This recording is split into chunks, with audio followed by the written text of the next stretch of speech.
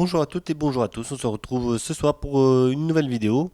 Une nouvelle vidéo sur un système d'exploitation un petit peu spécial que l'on va voir tout de suite ici présent. Donc voilà l'interface et voilà ce que c'est exactement. Donc c'est Restar OS, c'est un système d'exploitation qui est sous Linux. Voilà. Donc évidemment, j'ai souvent les versions de Linux un petit peu différentes, mais celle-ci a pour particularité de venir de Corée du Nord. Voilà. Alors, on va passer la partie politique. Alors, la partie politique, c'est un gouvernement assez dictatorial pour ceux à tendance communiste, voilà. On va pas s'étendre sur la politique, c'est à peu près ça l'idée entre guillemets de la Corée du Nord. Maintenant sur le système, étant donné que ça vient de la Corée du Nord, il a été fait de façon à ce que justement il soit un petit peu bloqué au niveau d'Internet. Hein, c'est comme pas mal de choses dans ce pays-là. Beaucoup de choses sont bloquées là-bas au niveau de la technologie. Et justement, bah, ce système en fait partie. Alors, il fait partie des. Enfin, c'est un système qui est installé sur la plupart des PC là-bas, voilà, parce que justement, Kim Jong-un, donc le gouvernement nord-coréen, a un Apple. Voilà. Donc, qui dit j'ai un Apple, il a voulu faire un petit peu la même chose. Donc, pour les personnes, enfin, pour les gens qui habitent en Corée du Nord, et il a refait l'interface de macOS X Léopard et un petit peu précédemment. Donc au niveau de l'interface, on se retrouve un peu avec la même chose, mais à la sauce bien évidemment coréenne. Donc c'est ce que l'on va voir tout de suite en démarrant le système. Allez, c'est parti.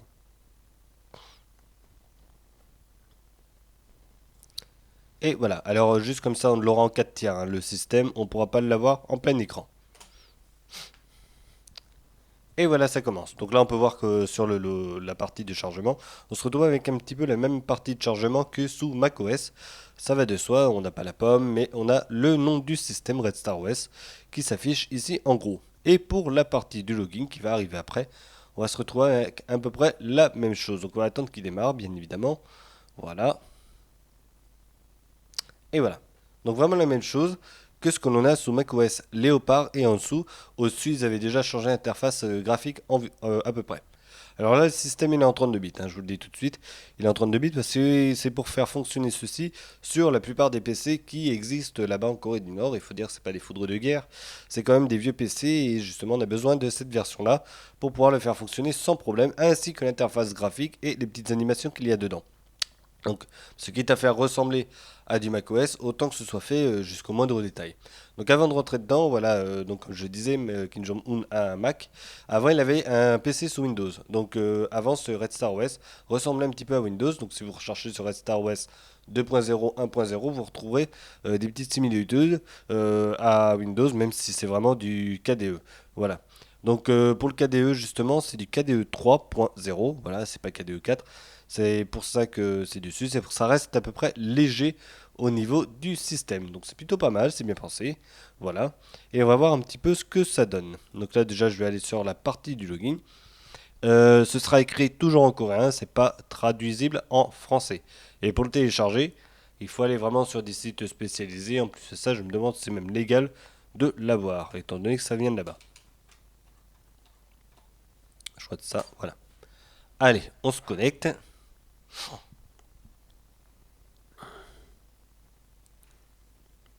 Et voilà. Donc voilà le système comment il est. Donc, bah, pas besoin d'étendre un petit peu la conversation sur la ressemblance avec Mac. Ça va de soi. Si je vais ici, on a le menu global. Exactement ce que l'on a sous Mac avec la partie justement des fichiers. Ici, la date, l'heure et tout qui se trouve ici. Il y a juste qu'on n'a pas notre nom d'affiché, contrairement à Mac. Et ici, on a la partie qui sert pour justement voir un petit peu d'autres options comme ce que l'on a aussi sous Mac. Ça, voilà. Alors, non, je veux pas. Non, ah bah il est passé où le truc? Je sais plus où il est. Ah, voilà. C'est ça à propos de ce Mac. Entre guillemets. Donc ils l'ont aussi mis. Donc là, je vais faire une petite vue entre les deux. Donc avec macOS.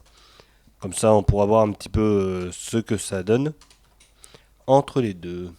Voilà, donc le temps d'aller là-dessus et de voir sur les images. Donc voilà un petit peu ce que l'on peut avoir donc à propos de ce Mac avec l'ancienne version. Donc on va attendre qu'il s'affiche. Hop. Voilà. Donc, voilà comment ça se passe. Alors là, ce qui est un petit peu dommage, c'est que, voilà, c'est mieux. Voilà comment elle est, l'image, et on va voir un petit peu avec le système. Donc la mise à jour, ok, processeur, mémoire, disque, et plus d'infos. Et si je fais ça, oh, bah, on a à peu près la même chose. Puis là, je crois que normalement, c'est plus d'infos, et ping, on se retrouve vraiment avec exactement la même chose que sous Mac. Voilà. On a vraiment tout qui est dedans. Donc là, je suis sur la partie Internet. Donc voilà, avec une adresse spéciale en local, des choses comme ça. Si je me mets ici, ben, on voit que justement, on a la même chose que sous Mac. C'est vraiment la même chose. C'est un clone, de toute façon. Ça c'est sûr. Voilà. Comme ça, on peut voir un petit peu ce qu'il y a dedans. Voilà. Allez, ça c'est fait. Maintenant, qu'est-ce que l'on va voir? On va voir tout de suite un petit peu combien ça consomme, tout ça. C'est plutôt pas mal de savoir tout, voilà, combien ça fait au niveau du poids. Alors, je crois qu'il faut aller dans le Finder, qui ressemble à Mac, évidemment. Hein, on va pas le répéter en permanence. Donc ça, voilà, c'est le terminal. Alors pour ça, je vais taper Free. Voilà. Ah non, je vais faire ça. Voilà, donc si je me mets en là-dessus, donc je vais l'agrandir, hop, ici. Donc, qu'est-ce qu'il nous dit? La mémoire. 2 Go au total, utilisé 492 pour pas dire 500 mégas de RAM utilisé et il en reste 1500 à peu près entre guillemets au niveau de la RAM utilisée. Donc ça va, c'est assez léger, mais quand même il faut avoir un petit peu de mémoire à l'intérieur. Sinon, bon, normalement ça devrait aller hein, dans ce pays, tous les ordi devraient être à peu près pareils. Voilà. Voilà pour la mémoire utilisée. Comme on a pu voir l'animation, regardez ça. Hop là, exactement comme sous Mac. Ça, c'est clair. L'explorateur de fichiers, bah voilà, la même chose. Hein. De toute façon, si je tape le Finder ici, voilà, et ben on a la même chose. Le voilà, le voilà. Alors on va attendre qu'il s'affiche évidemment. Et voilà comment il s'affiche. Donc ici on a les boutons et tout, la partie de recherche. Sur la gauche, voilà les emplacements. Et là, la partie en colonne avec des petites parties rapides. Et on a la même chose. Voilà. Apparemment, c'est l'arborescence, hein, apparemment. On a vraiment exactement la même configuration. Ça, c'est la. Voilà, c'est pareil. Et ici, si je fais ça, je peux faire des recherches. Bon, je pourrais pas parce que évidemment le clavier il n'est pas configuré comme il faut. Ça, c'est clair. Et ici, je fais ça, regardez, hop. Voilà. C'est. Alors, je sais plus. Ah non, c'est que ça cache une petite partie. Voilà. Ça cache le menu et là, hop, je peux. Enfin, les boutons. Et là, je peux avoir les boutons. Je connaissais pas, j'avais pas vu. Si je fais ça, pareil, configuration, c'est la même. Voilà, donc alors je vais revenir en arrière parce que je peux pas cliquer. Voilà, on va se poser là-dessus. Non, c'est lui. Et voilà. Voilà, on a les différentes couleurs, c'est en ligne comme ça, c'est vraiment la même chose. Bon, voilà pour ce qui est de celui-là. Bon, après, hein, on va pas s'étendre là-dessus. Après, si je veux installer une application, donc là, je lui mets ça. Hop, on va l'agrandir. Qu'est-ce que je vais mettre? Allez, hop, le fax, c'est parti. Et là, si je fais ça, et voilà, on a vraiment la même chose que l'installation de Mac. Et c'est très simple, hein, de toute façon. Là, je vais faire suivant. Suivant, oui, ok, envoyer. Donc, ça, c'est ce que je vais installer. Qu'est-ce que tu me racontes comme. Ah, peut-être que c'est ça. Non, c'est.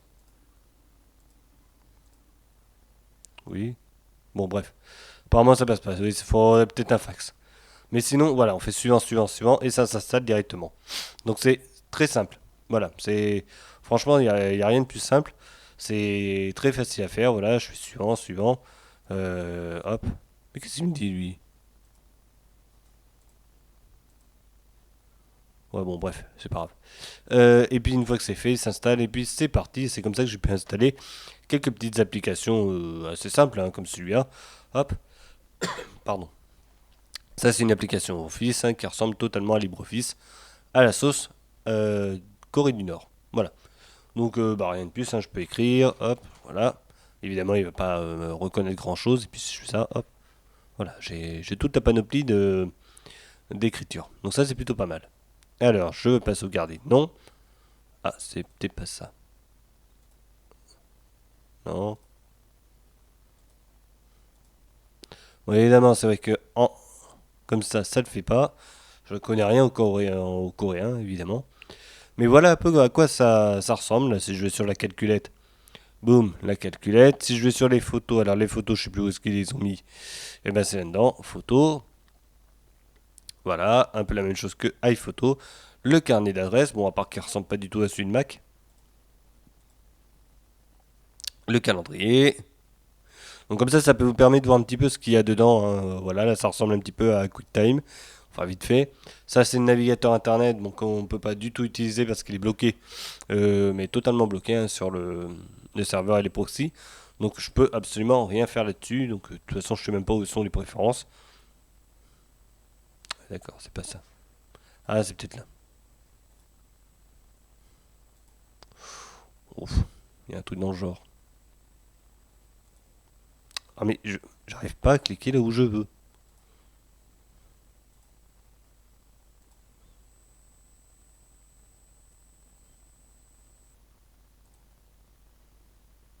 Alors, hop, c'est pas ce que je voulais faire. Voilà. Voilà à peu près tout ça.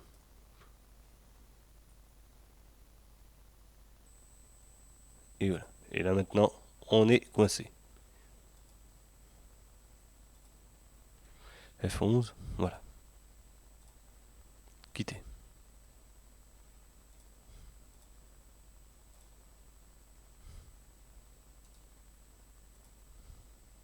Là. Voilà. Bref, c'est pas grave. Voilà un peu comment c'est. De toute façon, bon, après, il n'y a pas grand chose d'autre à voir. Je crois qu'on a fait le tour. Le gestionnaire de fichiers, c'est bon. Le terminal, bon, bah, il n'y a pas grand chose. Bon, à part qu'il a augmenté un petit peu au niveau de la RAM et qu'il s'est pas vidé. La corbeille, bon, bah, la corbeille, c'est une corbeille, hein. Ça, voilà. Si je fais clic droit, hop, ici, bon, bah, voilà. Là, je peux changer un petit peu le bureau, enfin, les images, hein. Ah, donc ça. On a, mince, j'ai été le réduire. On a plusieurs images, hein. De toute façon, si je change ici, voilà. Hop. Et des petites photos sympas quand même. Enfin, c'est vraiment les photos de Corée, hein.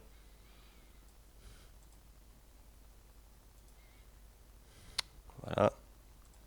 Donc les couleurs unies. Et là encore d'autres évidemment. Donc ça charge pas. Voilà. Voilà ce que l'on a vraiment, hein. Ça c'est bon. Hop. L'espace. Il y a plein de petites choses. Et après, bah, c'est à nous de savoir ce que l'on veut. Hop. Je vais mettre carrément celui qui ressemble plus à macOS. Comme ça, hop. On a vraiment le truc pour.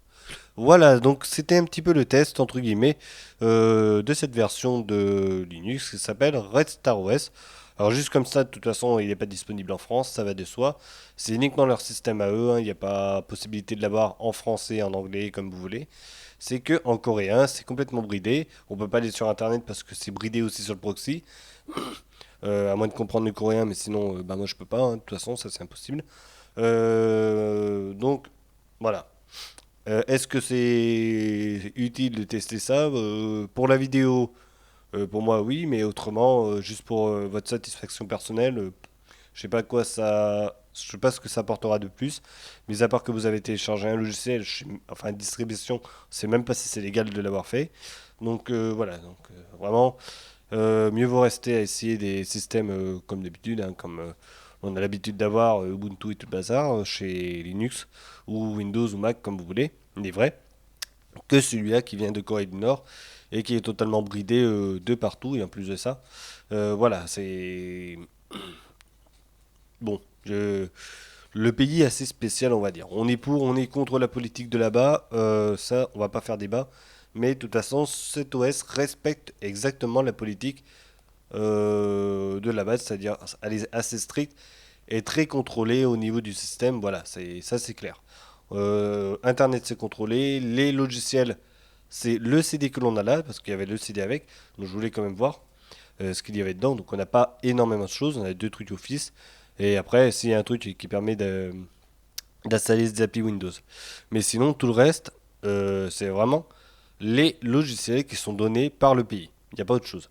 Bon, normalement, on a de quoi travailler avec.